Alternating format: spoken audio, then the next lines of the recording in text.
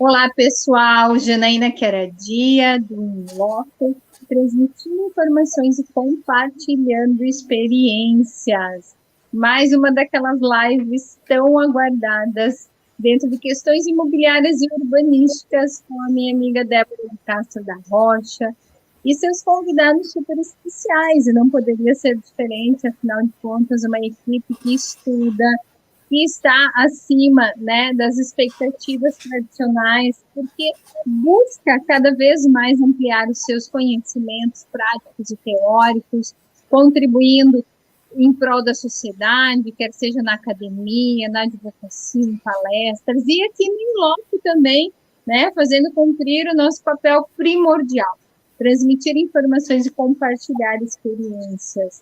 Débora de Castro da Rocha hoje trouxe o seu querido Edilson Santos da Rocha, e a temática, como não poderia deixar de ser diferente, né? Sempre com aquele gostinho de queremos aprender, queremos saber um pouquinho mais com vocês. Débora, agora é com você, menina. Bom, boa tarde a todos, boa tarde a você, minha amiga, que sempre está aqui nos abrindo essa grande oportunidade para falarmos um pouco sobre o direito imobiliário e também sobre o direito urbanístico. Hoje não poderia ser diferente, né? Vamos trazer uma temática que sempre acaba sendo objeto de questionamento, seja na advocacia, no exercício da advocacia, seja nas salas de aula, né, em que eu ministro aí o direito imobiliário, especialmente quando a gente toca nesse ponto bem aí nevrálgico, que é as ações que podem ser utilizadas diante da impossibilidade de transferência do imóvel. Então, quando você está diante dessa possibilidade, primeiramente, nós temos aqui um espectro, né, para ser apresentado para vocês, que diz respeito a 3 possibilidades aí que nós vislumbramos sempre na nossa prática, que são aí, primeiramente, a uso capião, que pode ser utilizada diante de uma situação como essa, a adjudicação compulsória e também o alvará. Vejam que todos que nos acompanham sempre aqui, seja aqui através do Inloco, na nossa série, em outras mídias também, nossas redes sociais aí, sabem que eu sempre bato muito na tecla de que quem não registra não é dono. Então, isso para mim é bastante corriqueiro, né? Porque existe uma confusão muito grande no fato de que o simples contrato ou mesmo uma escritura pública se prestem à transferência da propriedade, que se sabe não é verdade. Nós já falamos isso aqui, nós não basta para nós existir aí um termo, um compromisso, o que quer que seja, uma promessa, sem o registro, que é o registro que vai trazer aquele comprador efetivamente o seu direito de propriedade. E através dele, claro, o exercício pleno dessas faculdades aí que vem do direito de propriedade. Só que o que acontece, né? Muitas vezes essa pessoa celebrou aquele contrato, ela tem aquele elemento caracterizador desse direito, desse pretenso direito, mas por algum motivo ela não consegue transferir essa propriedade para o seu nome. Então, nesses casos é que nós vamos avaliar efetivamente qual instrumento poderá ser utilizado na prática. Por isso que eu comecei já falando aqui dos instrumentos ou das medidas, né, que são a uso capião, a adjudicação compulsória e o alvará, porque são aí instrumentos muito importantes no sentido de regularização dessa propriedade, que vão suprir, então, a carência ou até a inexistência aí da satisfação desse direito, ou seja, a parte que vendeu, muito normalmente o que acontece, ou ela se nega a franquear a parte compradora o direito à transferência, que é um inadimplemento, ou se configura como um inadimplemento, ou acontece de no transcurso aí dos anos, ou seja, comprou através de um contrato particular, de gaveta, que a gente fala muito aqui, ou de um compromisso também, e ocorreu o falecimento dessa pessoa que vendeu, o que acabou tornando impossível, então, a transferência. Ou também aí um lapso, né? Às vezes quem comprou, pagou, foi deixando esse título ali e passou o tempo, acabou não encontrando mais a pessoa que vendeu, o que impediu, por sua vez, a efetiva transferência. Então, diante desse cenário, ou seja, dessas três possibilidades, seja ela, então, do transcurso do tempo, aí que a gente pode até considerar o lapso de 10 anos, ou então aí da falta ou da inexistência aí da boa vontade, digamos assim, de quem vendeu de transferir, ou então diante do falecimento, é que nós vamos optar a escolher pelo instrumento, pelo remédio mais apropriado. É muito comum, inclusive, nós, no caso concreto, nos depararmos, por exemplo, com uma situação em que houve o falecimento, houve a quitação integral do preço, o espólio está ciente de que houve aquela transação, aquele negócio imobiliário, que houve aquela quitação, a gente ingressa optando aí pelo alvará, que é o caso em exame, então, é quando justamente existe um falecimento nesse transcurso de tempo e você opta, então, pelo ingresso através do alvará, que é uma medida muito mais simples, muito mais célere, né, para você obter o direito. E acontece, então, dos juízes entenderem que não é a medida correta.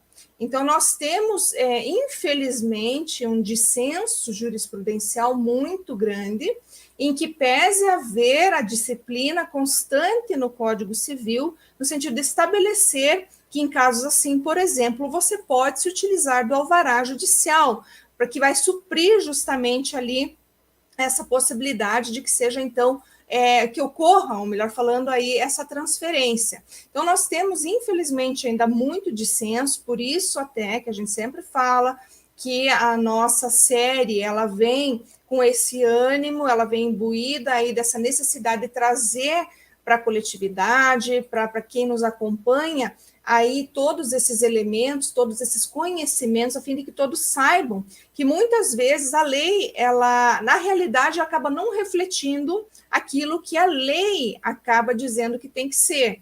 Então, a gente às vezes tem que justificar, pasmem vocês, num processo judicial, competência judicial para ingresso, né? Porque via de regra, quando você tem, por exemplo, um processo, um inventário distribuído numa vara de família, você ingressa, claro, a competência da vara ali, porque é ali que vai ter que ser analisado o teu pedido de alvará, ou seja, aquele juiz é o competente. Às vezes a gente tem aí questionamentos judiciais para que a gente explique por que a gente está ajuizando aquele pedido ali naquela vara, e até mesmo motivações, entendimentos judiciais, decisões no sentido de que não caberia o alvará, mesmo sabendo-se que é um mecanismo, é um meio, enfim, a medida judicial cabível para solucionar esse tipo de situação. Porque, vejam, enquanto a gente não consegue resolver essa celeuma, esse problema, eu não consigo ter aquela titularidade do bem. Isso vai se arrastando ao longo do tempo e vai criando ainda mais problemas, porque você não consegue resolver o problema nem mesmo com a medida judicial que se diz aplicável para o caso. Então, assim, em regra, como a gente diz aqui, diante do falecimento, com a quitação integral do valor, você consegue através do alvará. Mas também existem casos em que o vendedor se nega, por exemplo, mesmo tendo sido efetivamente adimplido o total do valor acordado entre as partes, o vendedor, por uma razão ou outra, se nega ali inadvertidamente a franquear o direito a essa parte compradora de então transferir o imóvel para si, o que acarreta no direito de entrar, ou melhor, ajuizar uma ação que se chama ou denomina de adjudicação compulsória, que também vai ter o cunho aí de conceder a essa parte compradora o seu direito, né? O juiz vai suprir a fim de que posteriormente, então, seja feita a transferência, né? Ele é, então, ali feito, ou melhor, procedido o deferimento ali de uma carta de adjudicação, que você, então, pode, posteriormente, levá-la ao cartório para suprir, então, a ausência ali daquela escritura, enfim, daquilo que não se tem, ou seja, que não foi franqueado pelo próprio vendedor. E temos também, claro, o uso capião, que é um mecanismo muito utilizado quando, via de regra, você já não encontra mais o vendedor, né? Passou-se ali muito tempo, mais de 10 anos, né? Em tese, né, que a gente pode até ter uma redução de prazo ali para 5, mas em tese a gente vai utilizar ali os 10 anos, né? Então passou esse prazo de 10 anos, você tendo, então, todo esse justo título, sendo possuidor de boa-fé, você pode ingressar também com o uso capião ordinária, que vai se prestar à satisfação, então, desse direito consagrado em lei, que é o direito de propriedade, não só na lei, mas também na nossa Constituição Federal, né? O direito de propriedade, ele está ali entre um dos principais, que inclusive salvaguardam e andam aí de mãos dadas ou anda melhor de mãos dadas com a dignidade da pessoa humana, né? Também, porque você também está ali garantindo o direito à moradia, que também é um outro direito que aí está na ordem dos direitos aí fundamentais, né? Então, todos esses direitos juntos acabam sendo aí consagrados pela nossa Constituição Federal e também sendo animados aí por inúmeras legislações, no caso aqui, a legislação que trata o Código Civil, que vem aí trazendo institutos jurídicos que visam o alcance dessa possibilidade, seja através da adjudicação compulsória, seja através do alvará, seja através da própria uso capião aí ordinária, que também vai se prestar aí a possibilitar esse direito de propriedade. Então, minha amiga, são essas considerações que nós julgamos muito pertinentes para esse momento, até porque existem muitas dúvidas, né? As pessoas perguntam, mas por que não pode ser, de repente, o uso capião, que é a mais comum? Será que não vale a pena fazer uso capião? Tudo vai do caso concreto, né? Se nós temos a possibilidade, por exemplo, de utilização de um alvará, o alvará ele é muito mais simples, mas claro que nós nunca podemos garantir sucesso ou resultado. Primeiro, porque a nossa atividade é uma atividade de meio, não é uma atividade de resultado. Nós dependemos sempre do Poder Judiciário para que o Poder Judiciário possa, então, deferir os nossos pedidos, né, ao final do processo, julgar procedente aquela demanda. Então, a gente não pode garantir resultado, mas, de acordo com o que dispõe a nossa legislação, seja infraconstitucional, seja constitucional, que é a nossa Constituição Federal, nós temos, então, que dentro de toda essa sistemática processual, encontrar o mecanismo mais adequado para o caso concreto e, dentro disso, então, ver qual é o menor prazo, qual é o melhor, né, custo-benefício de toda essa operação que vai ser feita, uma operação jurídica, né, que nós vamos, então, implementar a partir do momento da contratação. Então, até também nas aulas, os alunos sempre questionam, né? Poxa, mas tem ali o mecanismo da uso capião, é muito mais simples, não é, professora? Porque daí eu faço lá a topografia, junto o meu justo título, demonstro que ele é possuidor de boa-fé e consigo, independentemente de qualquer coisa. Mas veja, quanto tempo uma uso capião pode levar? O uso capião normalmente é demorada, porque eu dependo aí da oitiva, né, de confrontantes, manifestação desses confrontantes, testemunhas, município, Estado, União. Então, você tem um processo muito mais moroso, no sentido probatório, inclusive. Né? A adjudicação compulsória, ela acaba sendo um pouco mais célere, mas, ao mesmo tempo, será que eu preciso da adjudicação compulsória ou não? Né? E célere também até que ponto? Tudo vai depender do volume de processo daquela vara especificamente. O alvará já tem essa grande vantagem de, em tese, se prestar a satisfazer esse direito de forma mais célere, desde que o entendimento judicial seja, de fato, aquele que está prescrito na norma, né? Que seja no caso, compatível, né, dentro, inclusive, do que a jurisprudência acaba nos dizendo que é, né, a jurisprudência majoritária. Então, minha amiga, são essas as considerações que eu tenho para tecer aqui hoje com vocês, tá? E agora eu passo a palavra para você novamente, para que a gente possa prosseguir depois aí com as complementações do Edilson na sequência, minha amiga. É o que a Débora sempre fala aqui, né, Débora? Você sempre ressalta. Nada melhor, claro, ter o contrato, mas ter a verbação, ter o registro efetivo disso, para que posteriormente você não venha a ter que se submeter a uma apreciação do Poder Judiciário. Mas não adianta depois ficar reclamando, sendo que o problema já está ali. Então, se o problema ele já existe, nós temos que trazer algumas soluções, tais quais a Débora apresentou aqui. Então, é importante, né, que a pessoa saiba que melhor o registro efetivo, a verbação e tudo mais. Ok, mas não acontecendo, nós temos meios e tem que saber adotar o meio adequado para que você possa garantir o teu direito à propriedade, direito esse constitucionalmente garantido. Edilson, e agora as tuas considerações sobre um tema tão importante quanto esse abordado na tarde de hoje. Olá, boa noite. Então, o nosso tema ele é bastante interessante, fazendo aqui uma comparação entre uma compra e venda de um bem imóvel e um bem imóvel, né? Enquanto na compra e venda de um bem imóvel, normalmente a tradição, né, a transmissão da propriedade, ela ocorre de forma simultânea ao pagamento. Já na compra e venda de bem imóvel, isso ocorre de forma sistemática e em partes.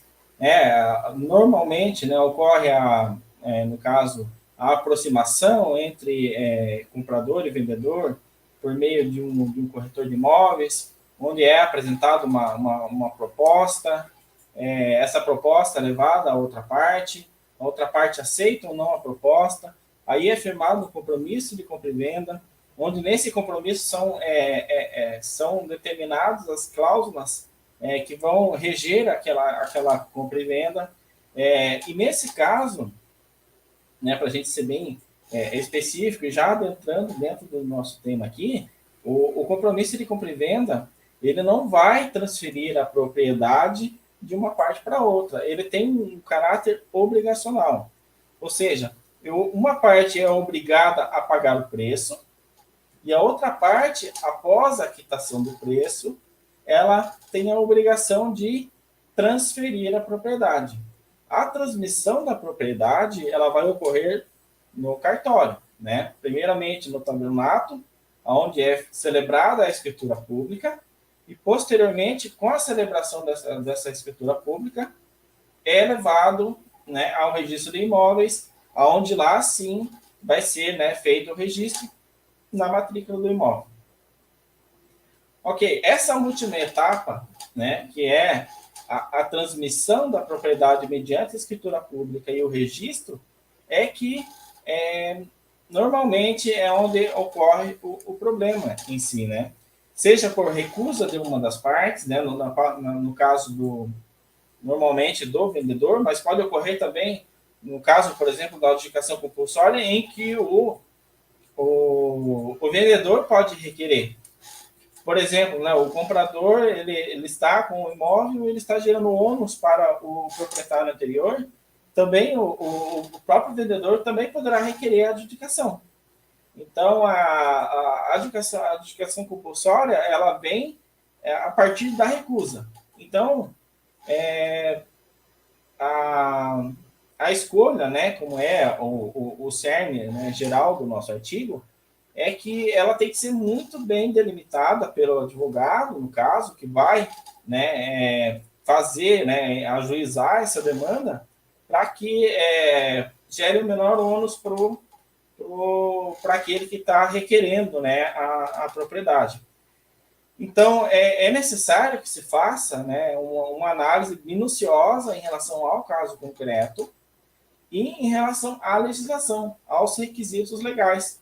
Então, cada cada demanda dessa tem lá um dispositivo, normalmente no Código Civil, no CPC, que vai dispor a respeito dos requisitos que têm que ser cumpridos para que se possa fazer, né, essa transmissão da propriedade da forma mais célere possível. Então, percebe-se que há uma lógica em relação a essas três demandas, normalmente relacionada a dois fatores, né? A questão da documentação relacionada à compra e venda e o tempo. Então, por exemplo, a uso capião. A uso capião, no caso aqui, quando a gente fala de transação imobiliária para instrumento particular, a uso capião, a modalidade de uso capião cabível é a uso capião ordinária. Então, nesse caso, é necessário que haja o transcurso do tempo, né, de 5 ou 10 anos, dependendo dos requisitos que forem cumpridos, enquanto que, por exemplo, a adjudicação compulsória, tendo sido cumprido o requisito da quitação do preço e que esteja o título esteja perfeito, é possível, né, a partir do ajuizamento imediato da ação, que se consiga a transmissão da propriedade. O alvará judicial, no caso, também ele tem, em tese, um procedimento célere, porém ele exige mais requisitos, né, e a situação dele é mais complexa, porque o alvará judicial ele acaba se aplicando naquele momento em que abre-se a sucessão do vendedor. Ou seja, o vendedor ele tem que ter falecido, né, tem que ter se aberto um procedimento de inventário e um pedido incidental, né, como terceiro interessado, dentro do procedimento de inventário, eu faço o requerimento do alvará. Então, em tese, é um procedimento de jurisdição voluntária, né? Ele é um procedimento em que, em tese, não há conflito entre as partes. Porém, não necessariamente poderá não ocorrer esse conflito. Pode ser que as partes interessadas ali, os herdeiros, eles possam interferir no requerimento do alvará. Então, ele acaba sendo mais complexo, ele é mais rápido, mais célere, né? A adjudicação compulsória ela fica aí no meio termo e eu uso o capião mais lenta. Porém, à medida que você busca celeridade, mais complicado fica o cumprimento dos requisitos. Então, é nisso que tem que se ponderar, né? Principalmente na escolha da ação. E, claro, né? Ver se o caso concreto está cumprindo os requisitos legais. Eram essas as considerações. Eu passo a palavra de volta à doutora Janine, agradecendo já pela oportunidade de estar participando aqui.